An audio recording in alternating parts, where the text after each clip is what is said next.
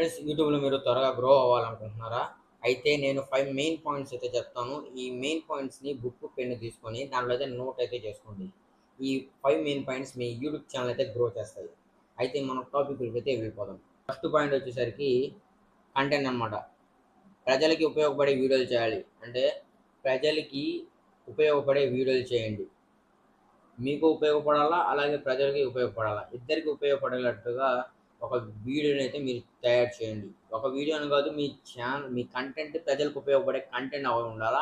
మీ content చూస్తే ప్రజలు మళ్ళీ మళ్ళీ చూడాలనిపించే విధంగా మీ కంటెంట్ అయితే మీరు చూడాలా. అర్థమవుతుందా?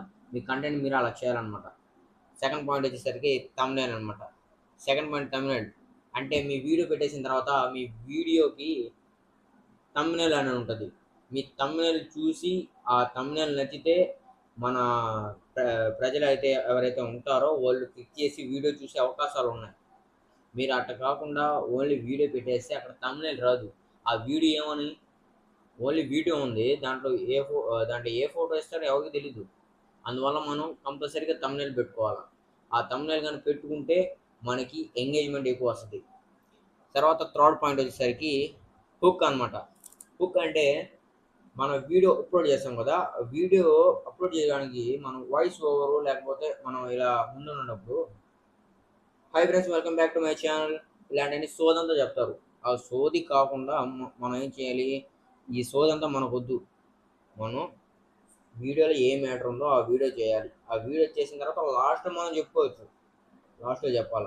అప్పుడే మీ వీడియోకి ఎక్కువ చూసి అంటే ఎవడైతే క్లిక్ చేసి చూస్తారో మీ వీడియోస్ మొదటి 3 సెకన్‌లోనే నిర్ణయిస్తారు చూడాలా వద్దా అనేది.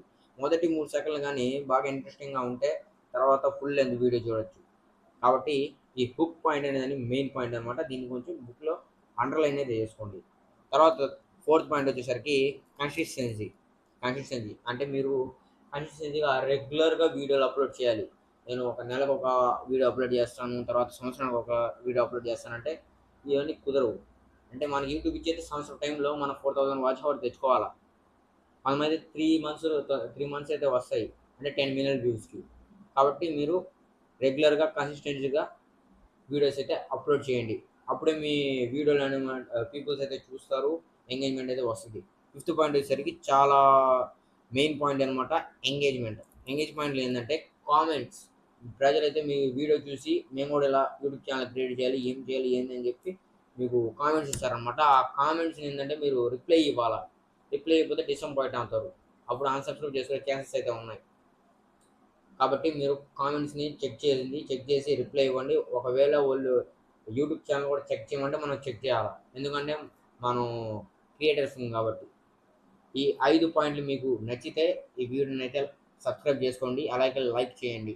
ఇంకా కింద హైప్ అనే ఆప్షన్ ఉంటుంది. హైప్ చేయండి. ఇలాంటి మరిన్ని వీడియోస్ కోసం మన పేజ్‌నైతే ఫాలో అయితే అయిపోండి ఇన్‌స్టాగ్రామ్‌లో. ఇలాంటి మరిన్ని వీడియోస్ నేనైతే చేస్తూ ఉంటాను.